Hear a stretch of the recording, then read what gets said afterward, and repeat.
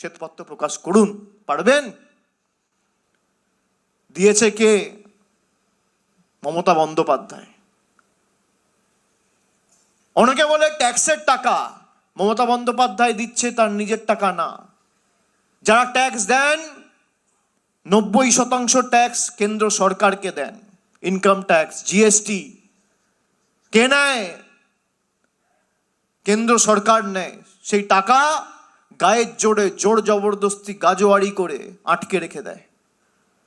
বাংলার মানুষের টাকা, পুরুলিয়ার টাকা, ঝাড়গ্রামের টাকা, হুগলির টাকা, পূর্ব বর্ধমানের টাকা, দক্ষিণ 24 পরগনার টাকা, নদিয়ার টাকা, জলপাইগুড়ির টাকা গায়ের জোরে আটকে রেখে এরা এই টাকাগুলো গুজরাটে পাঠাচ্ছে, বিহারে পাঠাচ্ছে, উত্তরপ্রদেশে পাঠাচ্ছে। আমাদের টাকা গত 7 বছরে বাংলা থেকে কর বাবদ 7 লক্ষ কোটি টাকা এই বিজেপির সরকার তুলে নিয়ে গেছে। আমি তার পরিসংখ্যান দিয়েছি। আজকে যেভাবে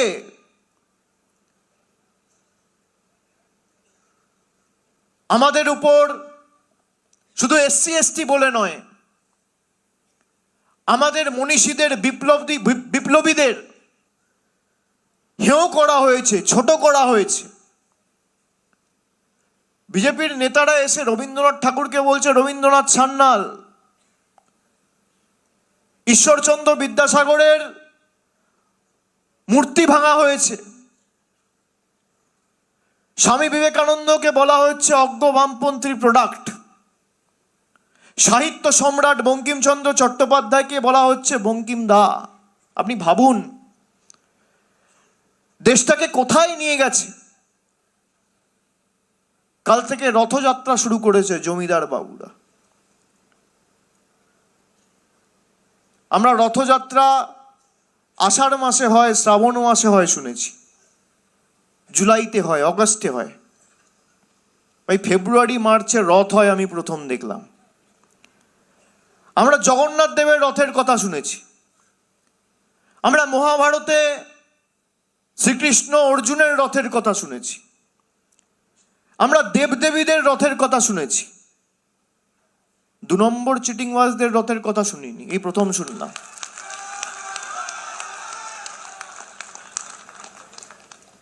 মানুষের প্রতিনিধিরা রাস্তায় থাকবে, না থেকে তারা থাকছে কোথায়? রথে। আপনি ভাবুন মানুষ যাদের নির্বাচিত করেছে তাদের পায়েই যদি মাটিতে না পড়ে, তারা যদি রথে বসে ভাষণবাজি করে আর নির্দেশিকা জারি করে আর নিদান দেয়, আর ক্ষমতায় না আসার পরে বিরোধী দলে থেকে রথে চড়ছে, তাহলে যদি ক্ষমতায় থাকতো এরা কিসে চড়তো? কিসে চড়তো? তখন তো 4 তলা রথ তৈরি হতো। 70টা এমএলএ পেয়ে রথ, তাহলে এরা যদি 200 পার করতো কি হতো? বা আরো 70টা আসন বেশি পেত কি হতো? কে চিকেন প্যাটিস বিক্রি করবে আর কে ভেজ রোল বিক্রি করবে বিজেপির নেতারা ঠিক করছে। বিজেপির বিহারের উপমুখ্যমন্ত্রী বলছে মাছ মাংস বিক্রি করা যাবে না। কারা মাছ খান একটু হাত তুলুন তো। কারা খান? খান তো? আপনাদের এলাকা দিয়ে যখন রথ যাবে একটু মাছ মাংস ডিম খাওয়াবেন, এদেরকে রান্না করে দাঁড় করিয়ে রাখবেন।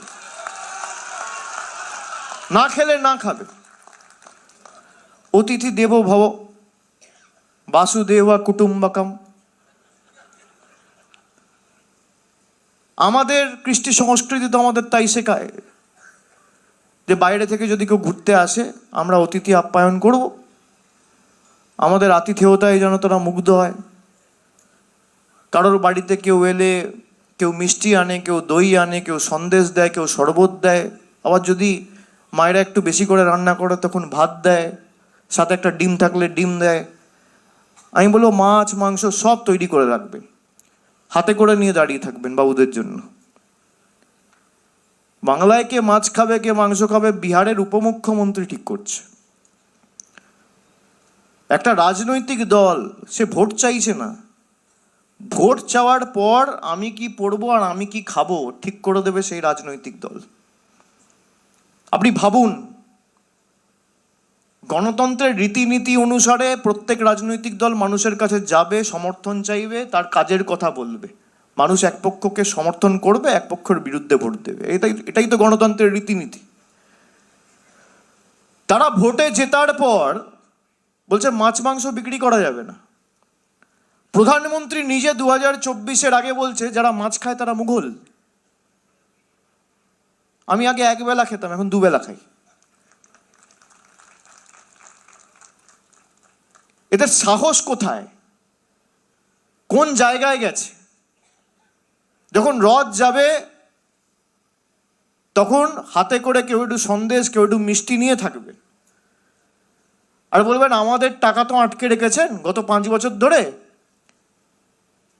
যেটুকু যে পাবেন, দরকার হলে 10 টাকার একটা মিষ্টি কিনে খাওয়াবেন, 5 টাকা দিয়ে 1 কাপ চা কিনে খাওয়াবেন, বলবেন আমাদের টাকা 1 কাপ চা খেয়ে যান। এটাই বাংলার আতিথেয়তা।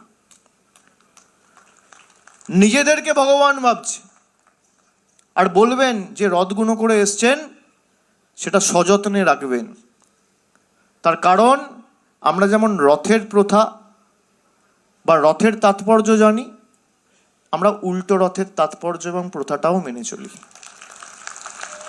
উল্টো রথে করে আবার কাউকে গুজরাটে, আর কাউকে মধ্যপ্রদেশে, আর কাউকে দিল্লিতে, আর কাউকে রাজস্থানে ফিরে যেতে হবে। এগুলো কাজে লাগবে। কোনো রকম কোনো প্ররোচনায় পা দেবেন না, এলাকার শান্তি সংহতি বজায় রাখবে। শেষ তো মানুষ ঠিক করবে। রথযাত্রা লোকারণ্য মহাধুমধাম, ভক্তেরা লুটায় পথে করিছে প্রণাম। রথ ভাবে আমি দেব, পদ ভাবে আমি, মূর্তি ভাবে আমি দেব, হাসে অন্তর্যামী। অন্তর্যামী সর্বশক্তিমান গণতন্ত্রে তো জনগণ। জনগণ আগামী দিন দেখিয়ে দেবে। একটা গ্রামে, একটা বুথে যদি একটা লোক এদের ভোট দেয়, বোঝাবেন যা দরকার আপনার পাশে তৃণমূল দাঁড়াবে। এলাকায় যা লাগবে তালিকা তৈরি করুন, নির্বাচনের পর আমি কথা দিচ্ছি আমার সামর্থ্য অনুযায়ী আমি করে দেবো। আমাদের দায় দায়িত্ব। মমতা বন্দ্যোপাধ্যায় যদি মাথার উপর ছাদ দিতে পারে, বিনামূল্যে রেশন দিতে পারে, পথশ্রী করে 20,000 কিলোমিটার রাস্তা তৈরি করতে পারে, কোথাও একটা হাসপাতাল দিতে পারে, ব্লকে ITI পলিটেকনিক দিতে পারে, কৃষকদের জন্য নিজের কোষাগার থেকে ভূমিহীন কৃষক ক্ষেত মজদুরদের জন্য 4,000 টাকা করে বছরে 2 বার 2 ক্ষেপে দিতে পারে, এলাকার যা সার্বিক উন্নয়ন দরকার হবে, সে বার্ধক্য ভাতা হোক বা যাই হোক, আমরা আমাদের সীমাবদ্ধ সামর্থ্য অনুযায়ী আগামী দিন করে দেবো, আমি কথা দিয়ে যাচ্ছি। আপনারা খালি মাঠে ময়দানে থাকবেন। 24 ঘন্টার মধ্যে যতটুকু ঘুম, খাবার দাবার, স্নান করার সময় ছাড়া বাকি পুরো সময়টা আগামী 2 মাস বাংলা মায়ের জন্য দিতে হবে, দলের জন্য দিতে হবে, রাজ্যের জন্য দিতে হবে। এবং এমনভাবে লড়াই করতে হবে যে এদেরকে 50-এর নিচে নামাতে হবে। আর আগামী 29-এর ভোটে আমার মনে হয় না যদি বাংলায় বিজেপি 50-এর নিচে নামে তাহলে 29 অব্দি এদের সরকার থাকবে। যাদের জোর জবরদস্তি আন্ডার অ্যাডজুডিকেশন করে রেখে দিয়েছে, বাংলার মানুষ তাদের আন্ডার অ্যাডজুডিকেশন মেয়েতে করবে। 60 লক্ষ লোককে বিনা কোনো কারণ ছাড়া আন্ডার অ্যাডজুডিকেশন, এরাই ভোট দিয়ে প্রধানমন্ত্রী নির্বাচিত করেছে। তাহলে 60 লক্ষ মানুষ যদি আন্ডার অ্যাডজুডিকেশন থাকে, প্রধানমন্ত্রী, স্বরাষ্ট্রমন্ত্রী কেন আন্ডার অ্যাডজুডিকেশন থাকবে না? এই প্রশ্ন তো সাধারণ মানুষের মনে ওঠে। আমরা বিভিন্ন জায়গায় দেখছি প্রধানমন্ত্রী বিদেশ যাচ্ছেন, ঘুরে বেড়াচ্ছেন, তাকে পুরস্কৃত করা হচ্ছে, নানান পদবি দেওয়া হচ্ছে। এই একই জিনিস দেশের রাষ্ট্রপতির ক্ষেত্রে প্রযোজ্য নয় কেন? তিনি জনজাতি, মূলবাসী, আদিবাসী মহিলা বলে। কটা পদক পদবি দেশের রাষ্ট্রপতিকে দেওয়া হয়েছে? রাষ্ট্রপতির পদ দেশের প্রধানমন্ত্রীর পদের থেকে বড়। সেই রাষ্ট্রপতিকে কটা পদক পদবি দিয়েছে? যেই পদকগুলো দেওয়া হচ্ছে তাদের কোনো ম্যাক্সিমাম পদবীর বা পুরস্কারের কোনো অস্তিত্ব ছিল না, প্রথমবার তৈরি করা হচ্ছে। দিক, তাতে অসুবিধা নেই, কিন্তু দেশের রাষ্ট্রপতিকে কেন পুরস্কৃত করা হবে না?